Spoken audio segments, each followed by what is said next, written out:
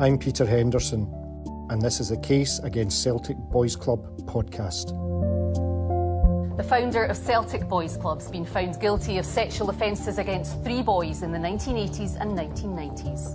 What the case comes down to is whether or not Celtic Football Club are responsible in law for the terrible acts of the paedophiles at the heart of Celtic Boys Club.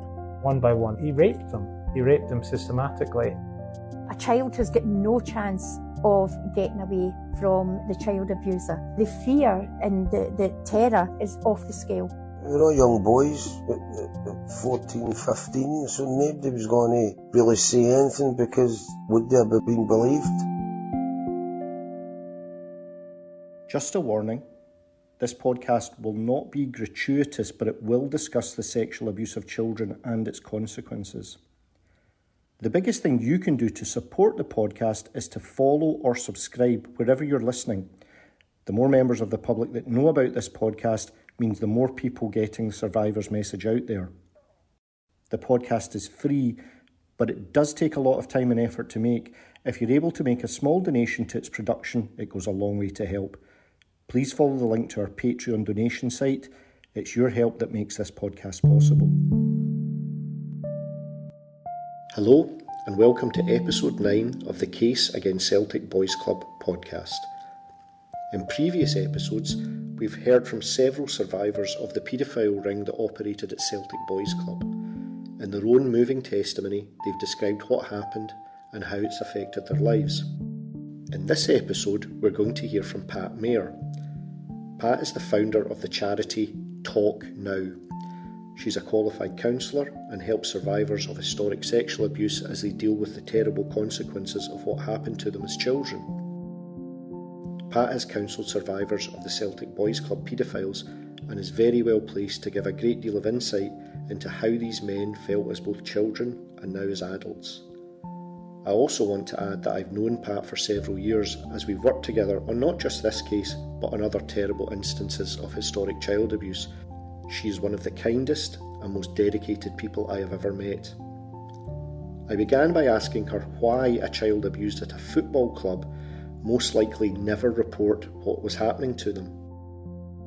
There was a lot of threats because they had the power to put that boy out of their football club. These perpetrators had a lot of power over young children. What would it have been like for a child who had become a target and then a victim of one of these paedophiles at Celtic Boys Club? Once a child had been groomed by one of these paedophiles at the boys club, how much chance did they have of getting away from them? So a child has got no chance at all of getting away from the child abuser. He would have no chance because of the grooming. The young boy does believe that this person has got so much power over him. Something really bad and horrendous and horrific has happened, but the other side it is, but this guy is the one that's going to help me. He's the guy who is going to take me and get me in to play for the first team in Celtic. So the confusion that must have been going on for the young boy, he wanted to tell somebody, but he couldn't. He couldn't, because if he did, what was the consequences going to be for him? I've also spoken to numerous survivors that talk about the power that these men held over the parents. Yes. Can you explain a bit about that? The perpetrators became friendly with the parents. What we've got to realise is the parents are also very loyal and very, this is their dream for their son to be playing for this football team that their family supports, and their family before that, the perpetrator will go to the parents, I'll look after him, I'll make sure he's okay. And they also, not only they promising the child that they're going to go on to play for this football team, they also promise the parents as well. Survivors have told me that when they tried to resist the abuse that was being meted out to them by these child abusers, these paedophiles, they would come home and find the abuser sitting in their living room talking to their dad and mum. If the guy who's abusing them is actually sitting in their house. The fear and the terror this boy's feeling is off the scale. When he sees that, it's going to be absolutely impossible now for that child to be able to speak to his parents to tell him what's going on. We're talking about a child here, we're not talking about an adult who can process all this stuff. Decades ago, when all this was happening, was it common for anyone to talk about child abuse, let alone the children affected? Back then, nobody spoke about abuse. It wasn't in anybody's conscious mind. It's just something that people did not think about.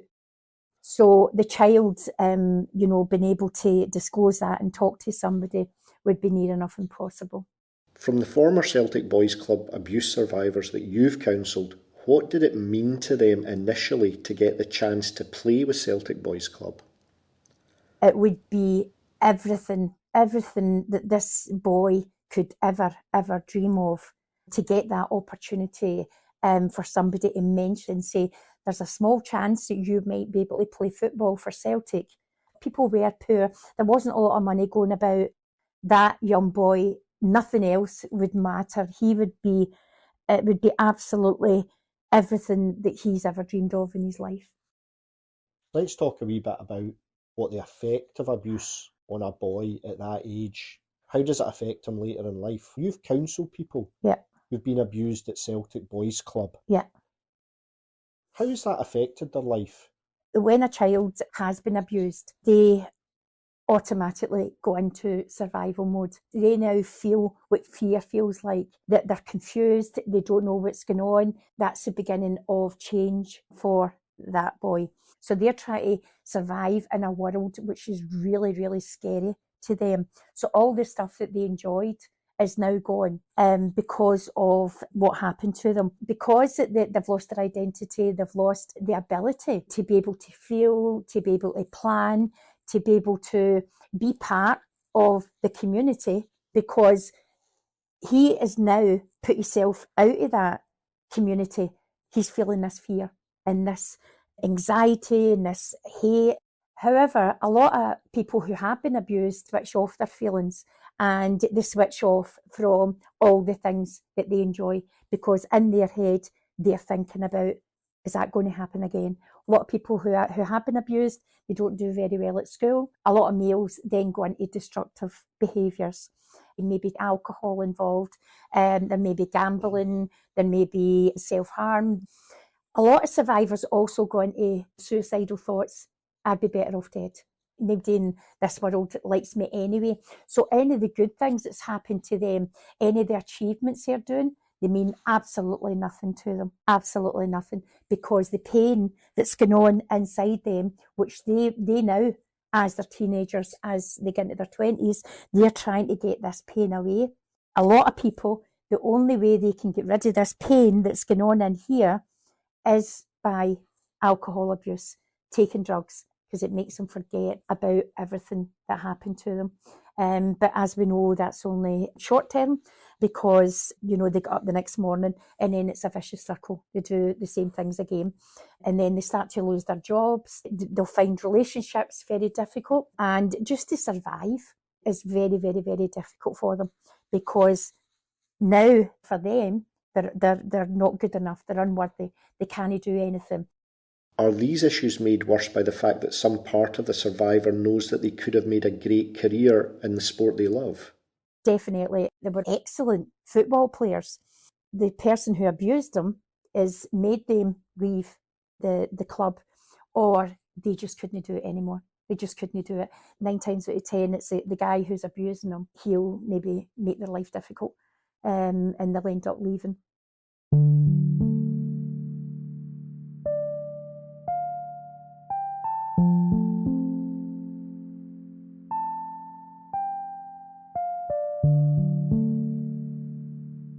We're going to take a short break. Remember to subscribe to the podcast, follow us on Twitter, and if you can make a small donation, just follow the link to our Patreon site. Welcome back to our interview with Pat Mair, a counsellor who helps survivors of historic abuse at Celtic Boys Club. In Scotland, and particularly in Scottish football, being a hard man is respected. Yes. Many of the football survivors I've talked to, survivors of abuse at Celtic Boys Club, there's a rage and anger inside them. How, as a man, could I have allowed this to happen to me? And then we're talking self-destructive behaviour because you weren't able to defend yourself the way a man should have been able to defend himself. Yep. That is absolutely huge for a young boy who has been sexually abused, especially in football as well, because all the stuff I mentioned, he couldn't tell his parents, he'd let everybody down. So yeah, when they get into their 20s, there is a lot of destructive behaviour.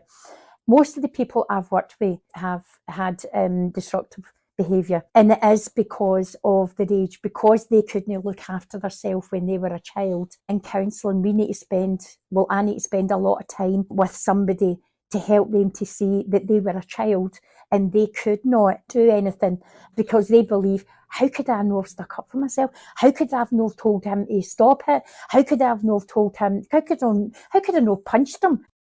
There's been several criminal cases, multiple convictions of men who were connected with the boys' club, who abused children. That's a matter of fact. There is disagreement about the level of responsibility which Glasgow Celtic Football Club hold in terms of responsibility for what went on at the boys' club. What do the survivors tell you?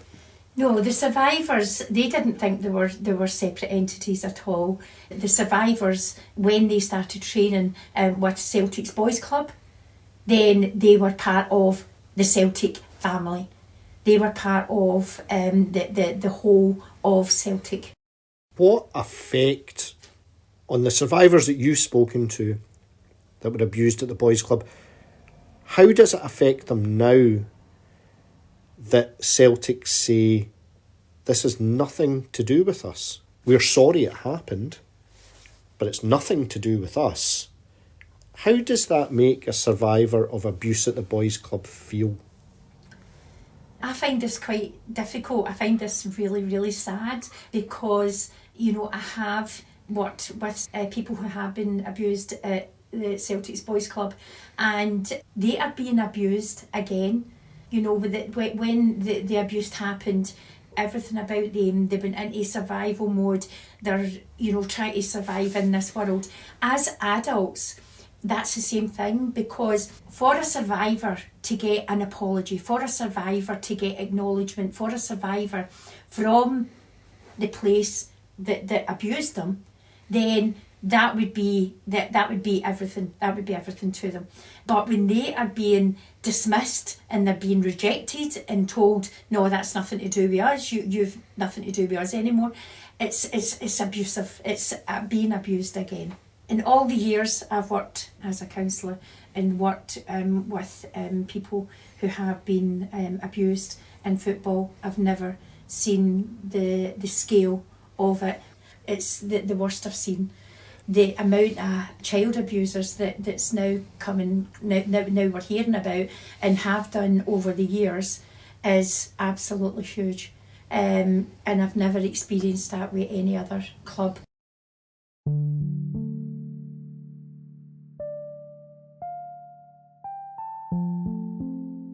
We have approached Glasgow Celtic Football Club for a comment.